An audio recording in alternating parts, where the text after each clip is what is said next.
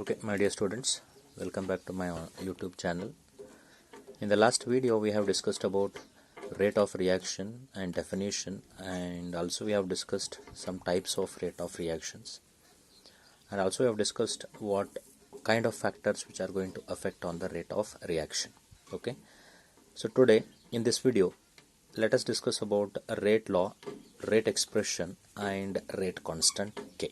Okay, so rate law is that the representation of rate of reaction in terms of concentration of reactants is called as rate law. Rate law is representation of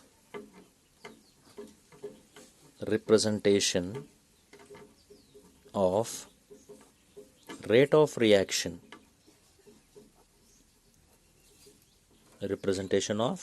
reaction in terms of concentration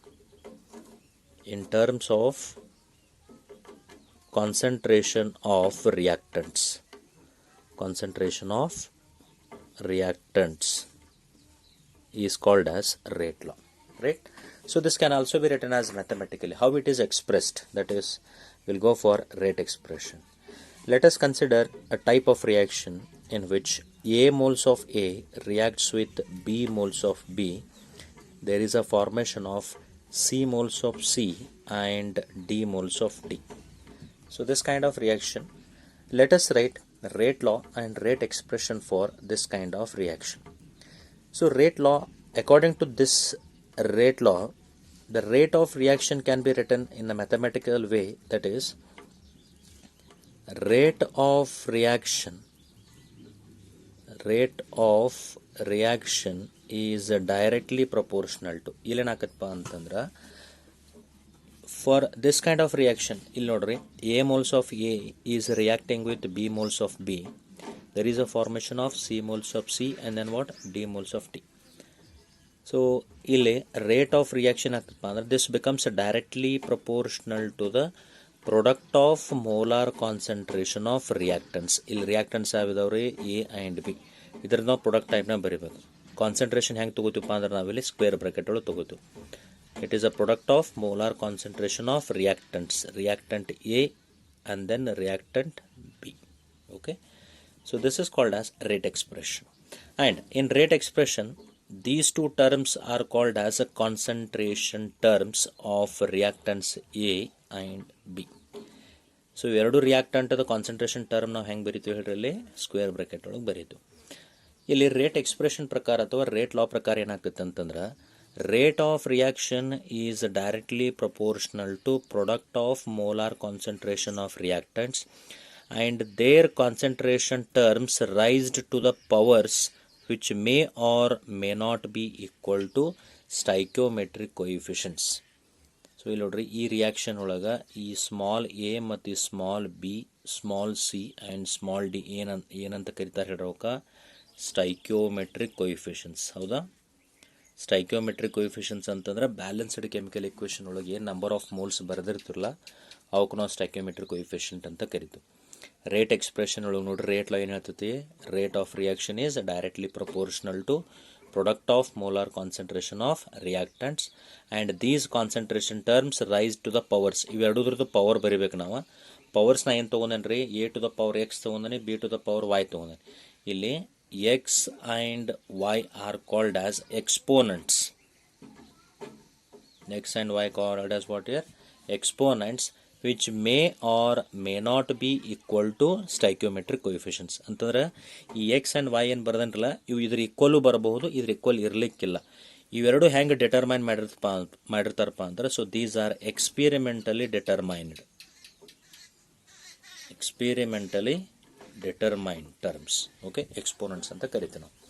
so this is called as rate expression. So rate expression ಮತ್ತೆ ಹೆಂಗೆ ಬರೀರಿ ನೋಡ್ರಿ, ಇಲ್ಲಿ rate of reaction ಅಂತ ಬರೀರಿ ಅಥವಾ rate ಅಂತ ಬರೀರಿ, ವಿಚ್ ಇಸ್ ಈಕ್ವಲ್ ಟು, ಇಲ್ಲಿ ನಾ ಏನು ತೊಗೊಂಡು ಇಲ್ಲಿ ಕೆ ಅಂತ ತೊಗೋತೀವಿ. ಕೆ ಬರೆದಿಲ್ಲಿ a raise to x and then what? B raise to y ಅಂತ ಬರೀತೀನಿ ನಾನು. Let us take it as equation number 1. ಇಲ್ಲಿ ಏನು ಬಂತ ಹೇಳ್ರಿ, ಕೆ ಅಂತ ಬಂತಲ್ಲ, k is called as proportionality constant, where k is called as proportionality constant called as rate constant. ಇಲ್ಲಿ ಬರ್ದನಲ್ಲ ರೇಟ್ ಕಾನ್ಸ್ಟೆಂಟ್ ಅಂಥೇಳಿ, ರೇಟ್ ಕಾನ್ಸ್ಟೆಂಟ್. ಸೊ ಇಲ್ಲಿ ನೋಡ್ರಿ ಎಲ್ಲನೂ ಬಂತು ನೋಡ್ರಿ, ಇಲ್ಲಿ ರೇಟ್ ಲಾ ಬಂತು, ರೇಟ್ ಎಕ್ಸ್ಪ್ರೆಷನ್ ಬಂತು, ಆಮೇಲೆ ರೇಟ್ ಕಾನ್ಸ್ಟೆಂಟೂ ಬಂತು. ರೇಟ್ ಲಾ ಏನು ಹೇಳ್ತೈತೆ ಹೇಳ್ರಿ, ರೇಟ್ ಲಾ ಅಂದರೆ ಏನಪ್ಪ ಅಂತಂದ್ರೆ, ರೇಟ್ ಲಾದೊಳಗೆ ನಾವೇನು ಮಾಡ್ತೀವಿ ಅಂದ್ರೆ we are going to represent rate of reaction. Rate of reaction ಹೆಂಗೆ ರಿಪ್ರೆಸೆಂಟ್ ಮಾಡ್ತೀವಿ ನಾವು, in terms of concentration of reactants. Okay, so how this rate is expressed, rate express ಮಾಡಬೇಕಾದ್ರೆ ನಾವು ಒಂದು ರಿಯಾಕ್ಷನನ್ನು ಕನ್ಸಿಡರ್ ಮಾಡಿನಲ್ಲಿ, ರಿಯಾಕ್ಷನ್ ಕನ್ಸಿಡರ್ ಮಾಡಿ ಅದರ್ ರೇಟ್ ಲಾದ ಸ್ಟೇಟ್ಮೆಂಟ್ ಹೇಳ್ತೇನೆ ನೋಡ್ರಿ, ಬರ್ದಿಲ್ಲ ಬಟ್ ನಾ ಇಲ್ಲಿ ಹೇಳ್ತೇನೆ ನೋಡ್ರಿ. Rate law states that rate of reaction is directly proportional to product of molar concentration of reactants, and these concentration terms raised to the powers, power bardina, those powers may or may not be equal to stoichiometric coefficients, but they are experimentally determined. ಅಂದರೆ ಇಲ್ಲಿ X and Y ಅಂತ ಏನಂತ ಕರೆದು ನಾವಲ್ಲಿ exponents ಅಂತ ಕರೆದು, ಈ ಪ್ರಪೋರ್ಷನಾಲಿಟಿಯನ್ನು ತೆಗೆದು ನಾವು ಒಂದು ಕಾನ್ಸ್ಟೆಂಟ್ ಬರ್ತೀವಿ, ಆ ಪ್ರಪೋರ್ಷನಾಲಿಟಿ ಕಾನ್ಸ್ಟೆಂಟ್ಗೆ ಏನಂತ ಕರಿತೀವಿ ನಾ ಇಲ್ಲಿ ರೇಟ್ ಕಾನ್ಸ್ಟೆಂಟ್ ಅಂತ ಕರಿತೀವಿ. ಸೊ ಈಗ ರೇಟ್ ಲಾ ಪ್ರಕಾರ ನಾವು ಒಂದು ಎಕ್ಸಾಂಪಲ್ ತಗೋತೀನಿ ನೋಡ್ರಿ. Let us take an reaction, nitrogen reacts with hydrogen, there is a formation of ammonia. Okay, ಇದಕ್ಕೆ ನಾ ರೇಟ್ ಆಫ್ ರಿಯಾಕ್ಷನ್ ಅನ್ನು ಬರಿ ಅಂತಂದಾಗ ನೀವು ರೇಟ್ ಆಫ್ ರಿಯಾಕ್ಷನ್ ಹೆಂಗೆ ಬರೀತೀರಿ ಇಲ್ಲಿ, rate of reaction is equal to rate of reaction is equal to rate of reaction, ಇಲ್ಲಿ ರೇಟ್ ಎಕ್ಸ್ಪ್ರೆಷನ್ ಐತಿರಲ್ಲ ಇದಕ್ಕೇನಂತ ಕರಿತೀವಿ ನಾವು rate expression. So rate of reaction is equal to ಏನು ಬರೀಬೇಕು, ರೇಟ್ ಕಾನ್ಸ್ಟೆಂಟ್ ಕೆ ಬರೀಬೇಕು. ನೆಕ್ಸ್ಟ್ ಏನು ಬರೀಬೇಕು ರೀ, product of concentration of reactants, ಎಷ್ಟು ರಿಯಾಕ್ಟೆಂಟ್ಸ್ ಇದಾವಲ್ಲ ಅದರೆಲ್ಲದರದ್ದು ಪ್ರಾಡಕ್ಟ್ ಬರೀಬೇಕು ನಾವು. ಈಗ product of concentration of reactant ಬರಿಬೇಕಾತಂತಂದ್ರೆ ಎಷ್ಟು ರಿಯಾಕ್ಟೆಂಟ್ಸ್ ಇದಾವೆ ನೋಡ್ರಲ್ಲಿ, ಒಂದು ನೈಟ್ರೋಜನ್ ಐತಿ, ಒಂದು ಹೈಡ್ರೋಜನ್ ಐತಿ. ಸೊ ಇಲ್ಲೇನು ಬರಿಬೇಕು ರೀ, N2. ಆಮೇಲೆ ಏನು ಬರಿತೀನಿ ಹೇಳ್ರಿ, ನಾ ಇಲ್ಲಿ H2 ಅಂತ ಬರಿತೀನಿ.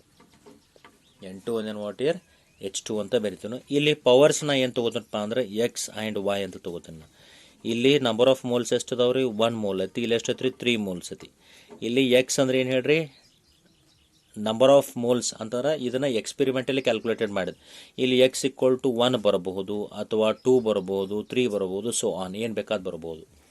ವೈ ಇಸ್ ಈಕ್ವಲ್ ಟು ಏನು ಬರ್ಬೋದು ರೀ, 1 ಬರ್ಬೋದು, 2 ಬರ್ಬೋದು, 3 ಬರ್ಬೋದು, 4 ಬರ್ಬೋದು. ಇವೆಲ್ಲನೂ ಹೆಂಗೆ ತೆಗೆದಿರ್ತಾರೆ ರೀ, ಎಕ್ಸ್ಪೆರಿಮೆಂಟಲಿ. ಇದ್ರ ಈಕ್ವಲ್ನೂ ಇರಬಹುದು, ಈಕ್ವಲ್ ಇರಲಿಕ್ಕಲ್ಲೂ ಇಲ್ಲ. ಸೊ ನಾವು ಇದಕ್ಕೆ ಏನಂತ ಕರಿತೀವಿ, ನಾವು ರೇಟ್ ಎಕ್ಸ್ಪ್ರೆಷನ್ ಅಂತ ಕರಿತೀವಿ. Where k is called as what here rate constant. K ಏನಂತ ಕರಿತೀವಿ ನಾವಿಲ್ಲಿ ರೇಟ್ ಕಾನ್ಸ್ಟೆಂಟ್. ಈ ರೇಟ್ ಕಾನ್ಸ್ಟೆಂಟ್ದು ಸರ್ಟನ್ ಕ್ಯಾರೆಕ್ಟರಿಸ್ಟಿಕ್ಸ್ ಬರ್ತಾವೆ. ರೇಟ್ ಕಾನ್ಸ್ಟೆಂಟ್ದ ಕ್ಯಾರೆಕ್ಟರಿಸ್ಟಿಕ್ಸ್ ಯಾವಪ್ಪ ಅಂತಂದ್ರೆ, rate constant, the value of rate constant always increases with increase in the rate of reaction. ಈಗ ರೇಟ್ ಆಫ್ ರಿಯಾಕ್ಷನ್ ಇನ್ಕ್ರೀಸ್ ಆತಪ್ಪ ಅಂತಂದ್ರೆ value of K also increases. The value of K depends on the order of reaction. The value of K depends on order of reaction but not on the concentration of reactants. K the value order of reaction ಮೇಲೆ depend ಇರ್ತೈತೆ ಹೊರತಾಗಿ concentration of reactants ಮೇಲೆ depend ಇರಂಗಿಲ್ಲ. Okay, so these are the what year characteristics of rate constant. So students, will discuss about order of reaction. Order of reaction is the sum of power of concentration terms in the rate law expression is called as order of reaction. Nodre, the sum of power of concentration terms, power of concentration terms in rate law expression, in rate law expression is called as order of reaction. ಈಗ rate law expression ಹೆಂಗೆ ಬರೆದಿದ್ದಪ್ಪ ಅಂತಂದ್ರೆ, let us consider a general reaction. A moles of A reacts with b moles of B, forms c moles of C and then d moles of d. For this rate law expression, that is rate of reaction is equal to ಏನಕತ್ರಿ, k rate constant, ಇಲ್ಲಿ product of molar concentration of reactants and their concentration terms rise to the powers which may or may not be equal to stoichiometric coefficients. ಹೌದಾ, ಇದು rate expression. So this is called as rate expression. So ಈಗ ಈ rate expression ಒಳಗೆ ಏನು powers ಇದಾವ್ರಲ್ಲ, sum of powers of concentration terms. Sum ಅಂದ್ರೆ add ಮಾಡು. Concentration ಟರ್ಮ್ದ ಪವರ್ಸನ್ನು ನಾವು ಆ್ಯಡ್ ಮಾಡಿದ್ವಪ್ಪ ಅಂದ್ರೆ ಅದು ರಿಸಲ್ಟೆಂಟ್ ವ್ಯಾಲ್ಯೂ ಏನು ಹೇಳಿರದ order of reaction. So therefore order of reaction is equal to ಏನು ಮಾಡ್ಬೇಕ್ರಿ, sum of the power of concentration terms in the rate law expression. Powers ಯಾವ್ದಾವ್ರಿ, ಎಕ್ಸ್ ಆಮೇಲೆ ವೈ. ಎಕ್ಸ್ ಪ್ಲಸ್ ವೈ ಮಾಡಿದಪ್ಪ ಅಂದ್ರೆ ನಮಗೇನು ಬರ್ತೈತೆ ಹೇಳ್ರಿ ಅಲ್ಲಿ, we will get the order of reaction. So order of reaction may be 1 or may be 2 or 0. It may be therefore ಇಲ್ಲಿ ನೋಡ್ರಿ ಹೆಂಗೆ ಹೇಳ್ತಾನು, order of reaction may B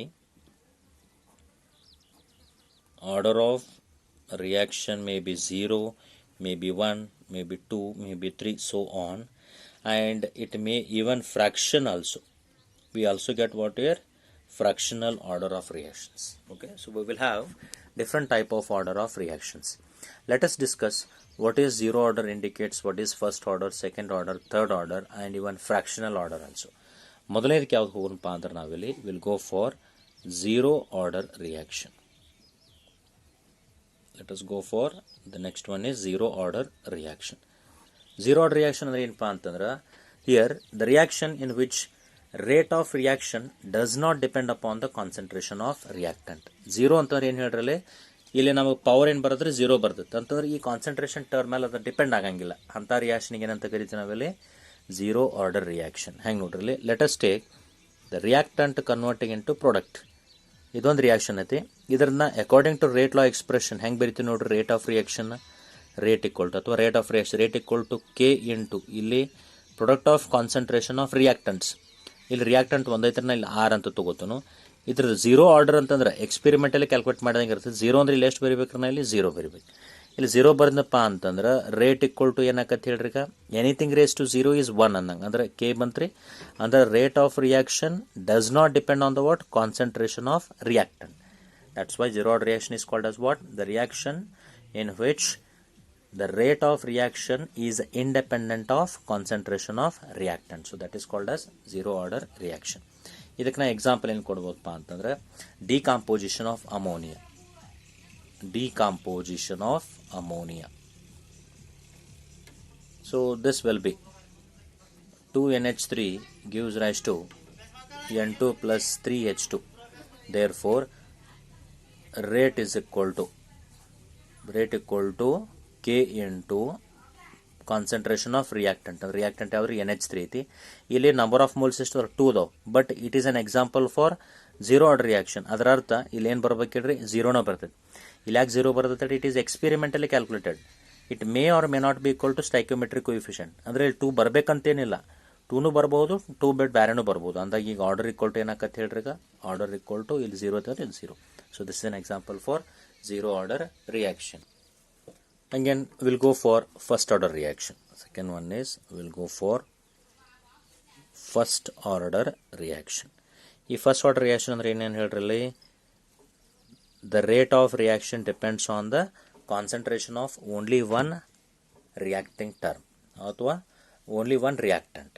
ಇಲ್ಲಿ ಅಂತ ಬರೀತೀವಿ ಹೇಳ್ರಿ ನಾವಿಲ್ಲಿ, rate of reaction. ಝೀರೋ ಒಳಗೆ ಏನಾಗಿತ್ತಪ್ಪ ಅಂತಂದ್ರೆ rate of reaction is independent of concentration of reactant. But ಇಲ್ಲಿ ಏನಾಗ್ತದೆ ಹೇಳ್ರಿ, the rate of reaction depends only on one concentration variable. Only on one concentration variable. That is called as first order reaction. ಅದು ಹೆಂಗೆ ತೋರಿಸ್ತಾನೆ ನೋಡ್ರಿ, let us take reactant converting in to product. ಇದ್ರದ್ದು rate expression ಹೆಂಗೆ ಬರೀ ಹೇಳ್ರಿ ನಾವಿಲ್ಲಿ, rate is equal to k into ಇಲ್ಲೇನು ಬರ್ತೈತೆ ರೀ, ಕೆ ಅಂತಂದ್ರೆ ಕೆ ಇಂಟು R⁻1. ಹೌದಾ? ಇಲ್ಲಿ ಒಂದ ರಿಯಾಕ್ಟೆಂಟ್ ಅಂತ ಕೂಡ ಒಂದ ಬರೋದು. ಇಲ್ಲಿ ಎಷ್ಟು ಬಂತ ಹೇಳ್ರಿ, 1 ಅಂತ ಬಂತು. ಇದು 1 ಎಲ್ಲಿಂದ ಬಂತ್ರಿ, ಅದ ಎಕ್ಸ್ಪೆರಿಮೆಂಟಲಿ ಕ್ಯಾಲ್ಕುಲೇಟೆಡ್. ನಾವು ಆರ್ಡರ್ ಈಕ್ವಲ್ ಟು ಎಷ್ಟಾಕತ್ತೆ ಹೇಳ್ರದ, ಆರ್ಡರ್ ಅಂದ್ರೆ ಏನ್ರಿ, sum of power of concentration terms. ಇಲ್ಲಿ 1 ಐತೆ ಅಂತಂದ್ರೆ ಇಲ್ಲಿ ಆರ್ಡರ್ ಈಕ್ವಲ್ ಟು ಏನಾಕತ್ರಿ, 1 ಆಕತ್ತೆ. ಹೌದಾ? ಇದಕ್ಕೆ ಎಕ್ಸಾಂಪಲ್ ನಾವು ಏನು ಕೊಡ್ತೇನಪ್ಪ ಅಂತಂದ್ರೆ, decomposition of ammonium nitrite. Formula is NH4NO2. So this NH4NO2 converts into N2 plus 2H2. 2H2O. ಇದ್ರದ್ದು ರೇಟ್ ಎಕ್ಸ್ಪ್ರೆಷನ್ ಹೆಂಗೆ ಬರೀದು ನೋಡ್ರಿ, rate is equal to rate constant k into bracket concentration of reactant, ಅಂದ್ರೆ ಯಾವುದೈತ್ರಿ ರಿಯಾಕ್ಟೆಂಟ್ ಇಲ್ಲಿ ಒಂದೈತಿ, ಇದು ಒಂದೈತಲ್ಲ ಅದು ಒಂದೇ ಬರ್ದ್ನಿ. ಇಲ್ಲಿ ಎಷ್ಟು ಬರತ್ರಿ ಎಕ್ಸ್ಪೆರಿಮೆಂಟಲ್ ಕ್ಯಾಲ್ಕುಲೇಟ್ ಮಾಡಿದಾಗ ಇಲ್ಲಿ 1 ಬರ್ತೈತೆ, ಅಂದ್ರೆ therefore order equal to 1. ಹೌದಾ? ಸಿಮಿಲರ್ಲಿ ಹಿಂಗೆ ಇನ್ನೊಂದು ನೋಡ್ರಿ, ನಾವು ಯಾವ್ದು ಹೋಗ್ರಿ, ಸೆಕೆಂಡ್ ಆರ್ಡರ್ ಹೋಗೋಣ. Second order reaction, you can say right now the definition of second order reaction. So how you can define the second order reaction? As like first order reaction.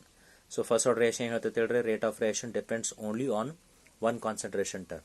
ಇಲ್ಲಿ ಏನು ಹೇಳ್ಬೇಕು ಹೇಳ್ರಿ, the rate of reaction depends on two concentration variables. ಅದಕ್ಕೆ ಏನಂತ ಕರಿತೀವಿ ನಾವಿಲ್ಲಿ second order reaction. ಈಗ ನೋಡ್ರಿ ಒಂದು ರಿಯಾಕ್ಷನ್ ತಗೋತಾನೆ, 2R react converts into product. ಇಲ್ಲಿ ರಿಯಾಕ್ಟೆಂಟ್ ಎಷ್ಟು ಮೋಲ್ಸ್ ಇದಾವ್ರಿ, 2 ಮೋಲ್ಸ್ ಇದಾವೆ. ಏನಾಯ್ತರದ ರೇಟ್ ಎಕ್ಸ್ಪ್ರೆಷನ್ ಹೆಂಗೆ ಬರೀತೀನಿ ಹೇಳ್ರಿ, rate is equal to k into R. Since it is a second order ಅಂತಂದಾಗ ಇಲ್ಲಿ ಎಷ್ಟು ಬರ್ತೈತೆ ರೀ, ಸೆಕೆಂಡೇ ಬರ್ತೈತೆ. ಅಂದಾಗ ಇಲ್ಲಿ ಆರ್ಡರ್ ಈಕ್ವಲ್ ಟು ಎಷ್ಟಾಗತ್ತೆ ಹೇಳ್ರದ, ಆರ್ಡರ್ ಈಕ್ವಲ್ ಟು 2. ಹೌದಾ? Okay, so we can go for an example. Example ಯಾವ ಹೋಗಂತಪ್ಪ ಅಂದ್ರೆ ನಾ ಇಲ್ಲಿ ಸಫೋನಿಫಿಕೇಶನ್ ಆಫ್ ಇಥೈಲ್ ಅಸಿಟೇಟ್. ಸಪೋನಿಫಿಕೇಶನ್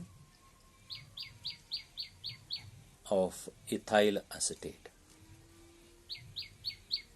ಹೆಂಗಪ್ಪ ಅಂತಂದ್ರೆ, sorry, methyl acetate. Saponification of methyl acetate, CH3COO C2H5 plus NaOH.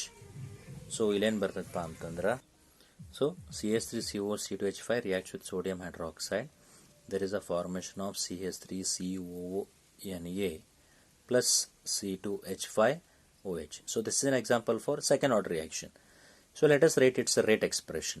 Rate expression ಹೆಂಗೆ ಬರೀತೀವಿ ನಾವಿಲ್ಲಿ, rate is equal to K into product of concentration of reactants. ಇಲ್ಲಿ ಎಷ್ಟು ರಿಯಾಕ್ಟೆಂಟ್ಸ್ ಇದಾವೆ ನೋಡ್ರಿ, ಇದು ಒಂದು ಅಂತಂದ್ರೆ CH3COO C2H5 ಆಮೇಲೆ sodium hydroxide. Okay, so 1 and 1. With respect to methyl acetate, order is 1. With respect to sodium hydroxide, order is 1. Therefore, order of reaction is equal to 1 plus 1. 1 plus 1. Therefore, order is equal to 2. It is an example for second order reaction. So, students, another one is, that is fractional order of reaction. We'll go for fractional order of reaction. Fractional order of reaction ಅಂದ್ರೆ ಏನಪ್ಪಾ ಅಂತಂದ್ರೆ, here the sum of power of concentration terms in experimentally determined rate equation is in fraction. ಅಂದ್ರೆ ಏನು ಬರ್ತೈತೆ ನೋಡ್ರಲ್ಲಿ, the sum of powers of concentration terms, sum of power of concentration terms in experimentally determined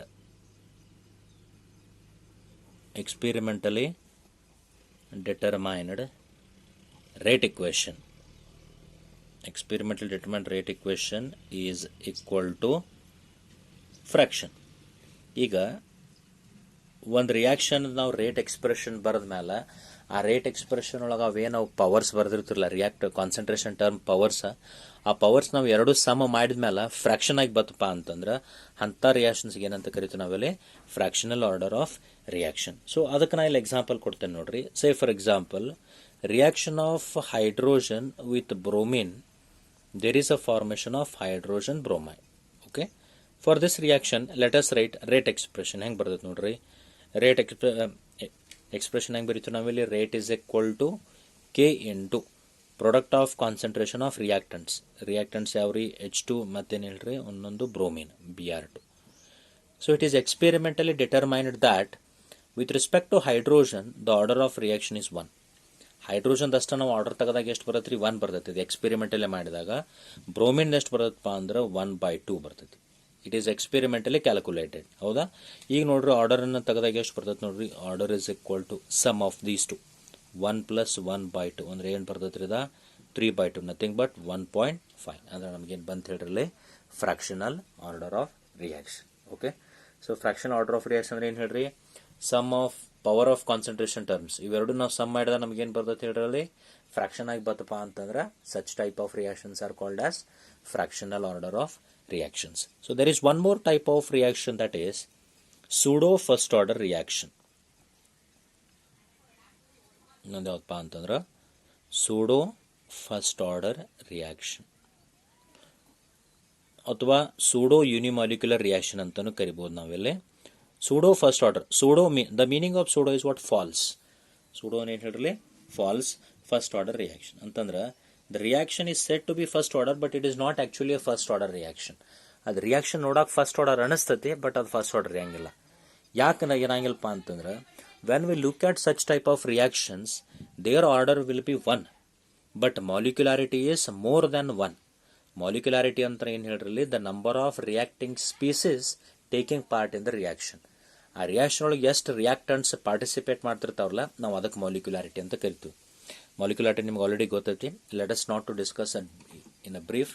ಇಲ್ಲಿ ನೋಡ್ರಿ, ಈ for this reaction, ಈ ರಿಯಾಕ್ಷನ್ಗೆ ನಾ ಮಾಲಿಕ್ಯುಲಾರಿಟಿ ಬರೀತೀನಿ.